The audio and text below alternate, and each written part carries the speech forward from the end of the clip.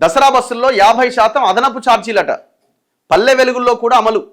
7,754 ప్రత్యేక సర్వీసులు నడిపేందుకు ఆర్టీసీ ప్రణాళిక వేస్తున్నదట. ఈ నెల 20వ తేదీ నుంచి అక్టోబర్ 2వ తేదీ వరకు.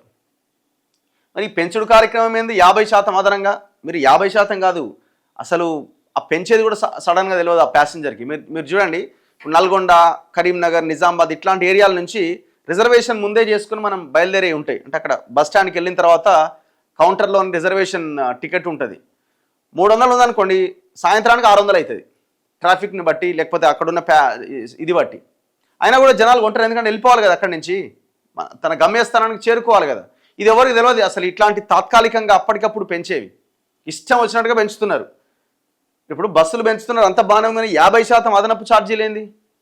మళ్ళీ ఒకవైపు ఏమో మహిళలకు ఫ్రీ బస్ అంటున్నారు. మళ్ళీ వసూలు కార్యక్రమం ఏంది?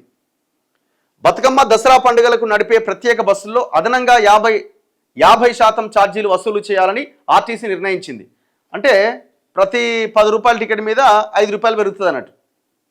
ఈ నెల 20వ తేదీ నుంచి అక్టోబర్ 2వ తేదీ వరకు 7,754 అదనపు సర్వీసులు నడిపేందుకు ప్రణాళిక రూపొందించింది.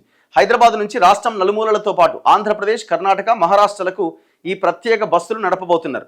పల్లె వెలుగు సహా అన్ని రకాల ప్రత్యేక బస్సుల్లో అదనపు ఛార్జీలు వసూలు చేస్తారు. పండగ ముగిశాక తిరుగు ప్రయాణాల కోసం అక్టోబర్ 5, అక్టోబర్ 6 తేదీల్లో ఆర్టీసీ ఏర్పాట్లు చేస్తోంది. భారీగా ప్రయాణాలట. విద్యా సంస్థలకు ఈ నెల 21వ తేదీ నుంచి సెలవులు ప్రారంభమవుతాయి. 20వ తేదీ సాయంత్రం, 21వ తేదీన రద్దీ భారీగా ఉంటుందని ఆర్టీసీ అంచనా వేస్తోంది.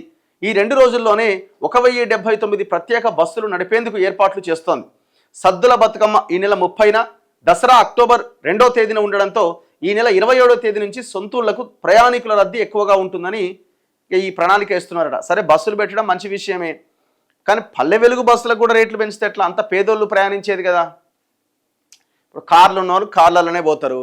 సరే, కొంత స్తోమత ఉన్న వాళ్ళు ఎక్స్ప్రెస్లు, లగ్జరీలు ఇవి ఎక్కుతారు. మరి పల్లె వెలుగులు లెక్కేది ఎవరంతా? పేదలు కదా పాపం. మరి ఆ ఛార్జీలు కూడా పెంచితే ఎట్లా? మళ్ళీ మీరు పెంచే ఛార్జీలు సరే ఏమైనా చూసి పెంచుతున్నా అంటే మరి 50% ఎట్లా?